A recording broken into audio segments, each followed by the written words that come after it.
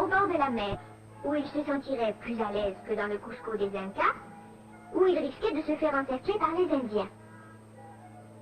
Construite à 20 km de la mer et sur la rivière du Rimac, Lima a un port, le Callao, qui est le premier du Pérou grâce aux importations et aux poissons du Pacifique qui en font un grand centre de pêche. Les pélicans sont partout au Callao, par terre, dans l'eau, sur les quais, sur les toitures. Ils mangent tout ce qui tombe des mains des pêcheurs. On dirait qu'ils sont payés par la municipalité pour s'occuper de la propreté du port.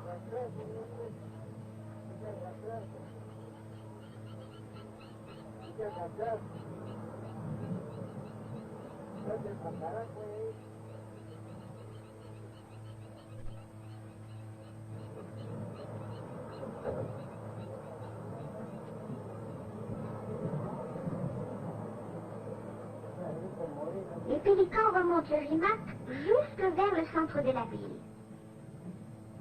Avec de grands mouvements lourds, sans élégance, ils se baignent. Mais ils ont toujours l'œil attentif et le bec prêt.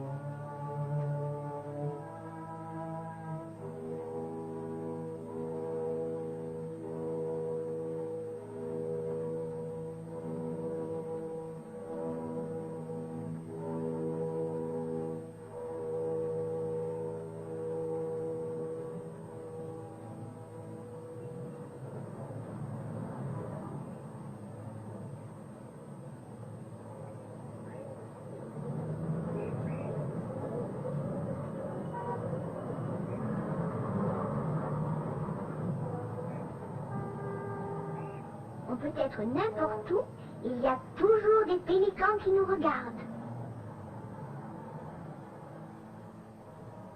Depuis le temps de François Pizarre, Lima est devenue une ville moderne et très vaste, qui a presque 2 millions d'habitants.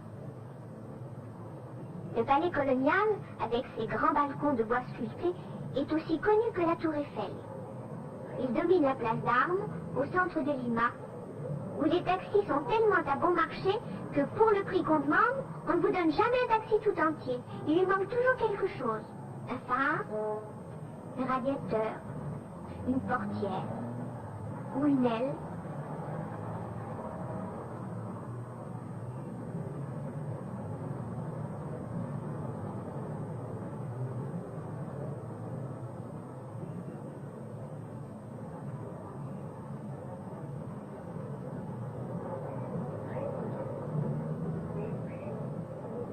Mais ils n'ont pas honte de rouler à côté de voitures splendides. Et si quelques-uns rougissent, c'est tout simplement à cause de la rouille.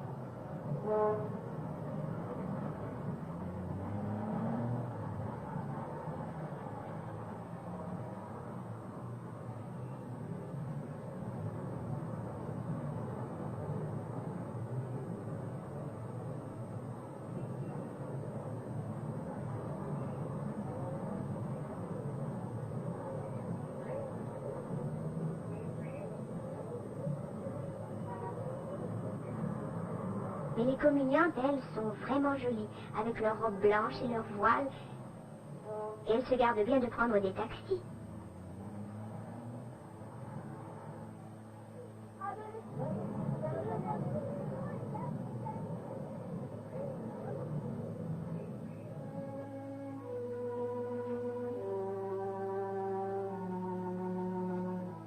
On voit la momie de François Pizarre dans un cercueil de verre, et un peu plus loin, je trouve le premier gouverneur du Pérou, à cheval, comme s'il allait encore combattre les Incas.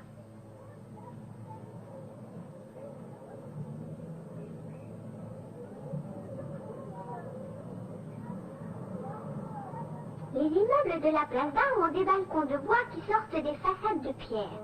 C'est aussi drôle que de voir sortir le bois de l'os d'un cerf. Et ça fait que cette place ne ressemble à aucune autre.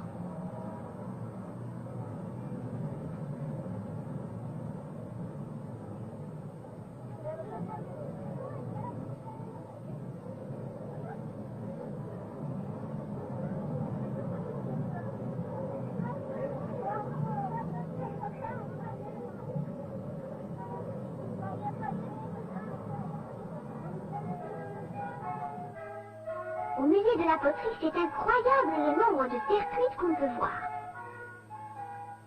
On en sort tellement du sous-sol qu'on peut dire qu'au Pérou, on ne peut pas faire un pas sans marcher sur une poterie.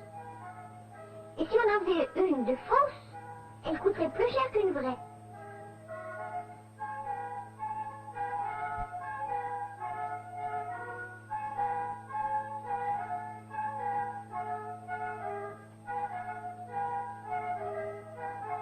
Il y a aussi de très belles statuettes en or, sinon on ne serait pas au Pérou. En or comme ce couteau du sacrifice et le sceptre de l'Inca.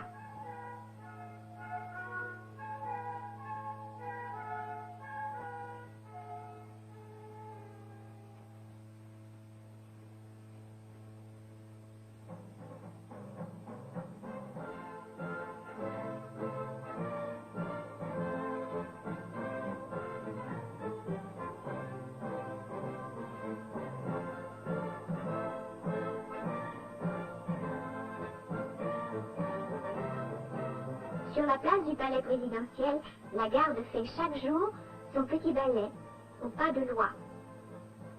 Mais moi, j'ai jamais vu une loi le faire aussi bien.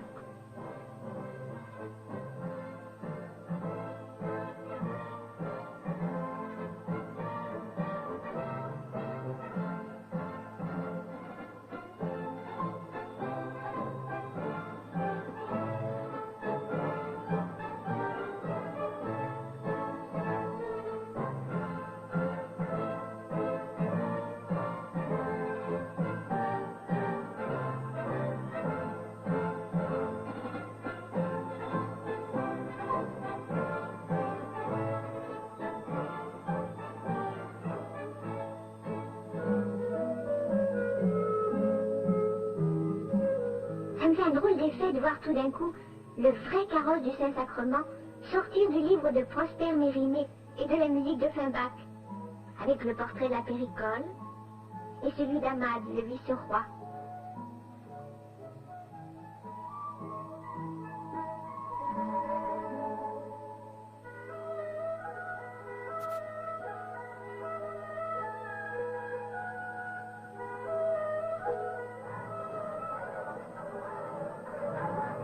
À la foire de Lima, on croise des gens de tous les pays.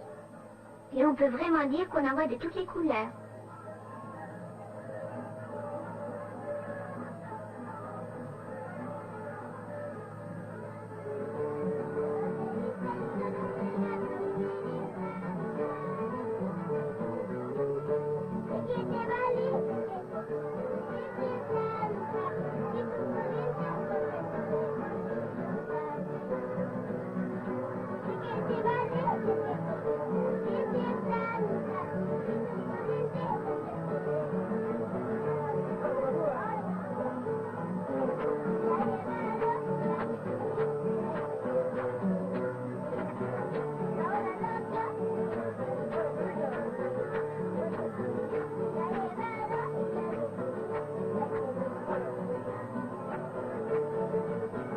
Et pendant que les uns dansent,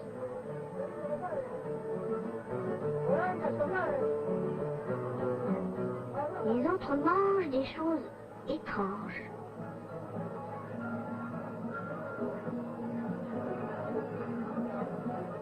Ils mangent dans des restaurants avec des murs à claire-voie, que le soleil traverse de petits rayons qui vont jouer sur les nappes.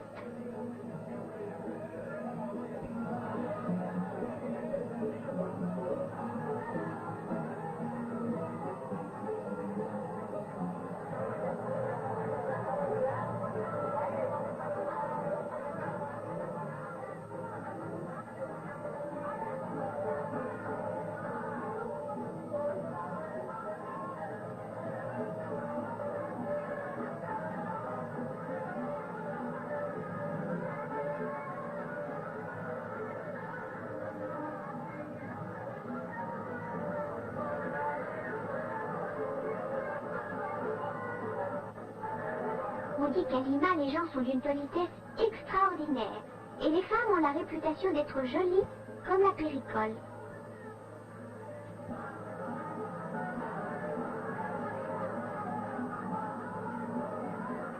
Alors évidemment, tout ça donne envie d'être coquette aussi. Mettez-vous à ma place.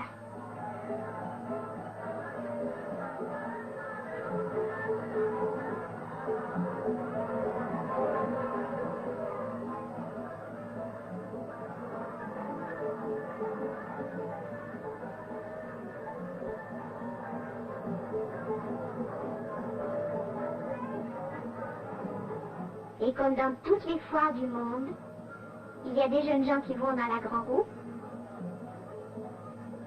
et des petits qui attendent d'y monter.